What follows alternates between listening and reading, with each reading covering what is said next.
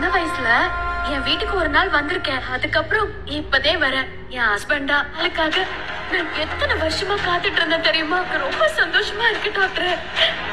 அத எப்படி சொல்லணும்னு கூட தெரியல. நீ உட்காரு.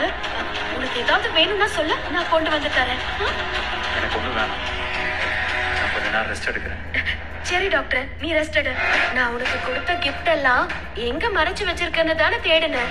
அதெல்லாம் நீ இந்த ரூம்ல எங்க தேடினாலும் கிடைக்காது. நான் உனக்கு கொடுத்த கிஃப்ட் எல்லாம் தேடி கண்டுபிடிக்கதே என் வீட்டுக்கு வந்தியா டாக்டர்? ஏவக ஒண்ணு சொல்லுவாங்க, எந்த கடலும் வானத்துல இருந்து வர சுத்தமான மழை தண்ணிய உடனே ஏத்துக்காதாக. நாளாகத்தே கொஞ்சம் கொஞ்சமா அந்த மழை தண்ணிய கடல் நீரோட சேர்த்துக்குமா.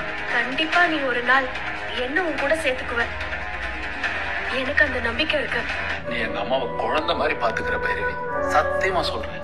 நீ எங்க அம்மாக்கு தைலம் தைச்சு விட்டது, கால் அமைக்க விட்டது அப்பவே முடிவு பண்ணிட்டு என் அம்மாக்கு அப்புறம் நீதான் என் சாமி.